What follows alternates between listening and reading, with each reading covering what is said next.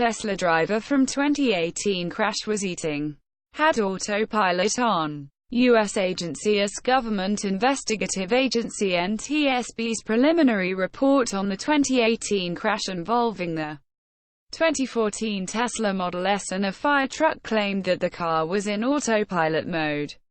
Autopilot was engaged continuously for the final 13 minutes 48 seconds before the collision. NTSB said, "I was having a coffee and a bagel," the car's driver also told the NTSB. IIT-Kharagpur students build home-rechargeable three-wheeler. A team of students and professors at the Indian Institute of Technology, Kharagpur has built Deshla, an electric three-wheeler that can be charged at home. 3-year research and development for building the vehicle was led by mechanical engineering Professor Vikranth Racherla. Deshla can run at a speed of up to 50 kmph and is more stable and jerk-free on roads. Video shows Tesla driver asleep in moving car.